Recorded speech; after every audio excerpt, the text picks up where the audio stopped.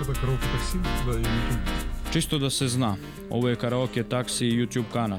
Ukoliko prestanete da pevate, vožnja će biti besplatna. Može, dogovoreno. Možda uspemo da pronađemo neku dobru pesmu.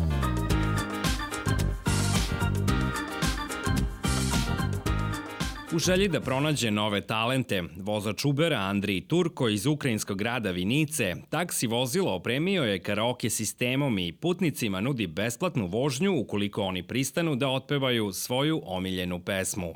Za taku pojizdku ja bih postavila... Dala bih 5 zvezdica ovom taksisti. Vožnja je bila zaista neobična. U kolima je sve čisto, a sedišta su udobna. Bilo je sjajno i vozit ću se ponovo.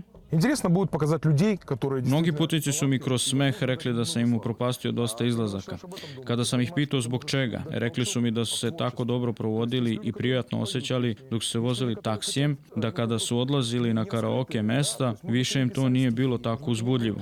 Popili bi piće i ubrzo nastavljali dalje u druge kafiće.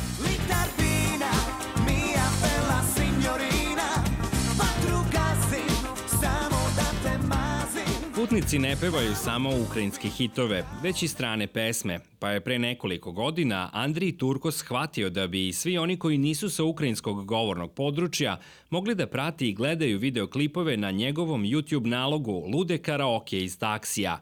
On radi i kao DJ u noćnim klubovima i poznat je pod nadimkom Raspevani taksista.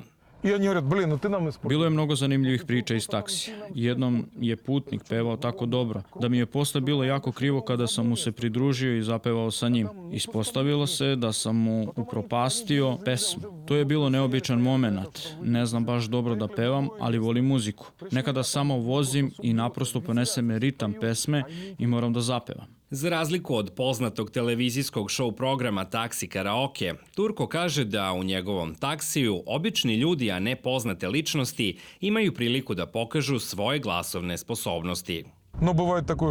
Uvijek je interesantno kada upoznate talentovane ljude. Preko mog YouTube kanala takvim ljudima pokušavam da pomognem da barem na 1 minut osete delić slave. Na taj način mogu da im pomognem, ohrabrim i podstaknem da budu kreativni. Neki od njih stvarno imaju talenata, ali nikada do sada nisu imali gde da to pokažu. Neki od njih pišu ili komponuju prelepe pesme. Takvim ljudima želim da pomognem da ceo svet čuje za njih. 41-godišnji Andrij, koji je i sam učestvovao u nekoliko televizijskih takmičenja za pevače, uz redovni posao piše tekstove i komponuje muziku. Njegov plan je da preko svog YouTube kanala upozna i uspostavi saradnju sa mnogim talentovanim pevačima i muzičarima iz celog sveta.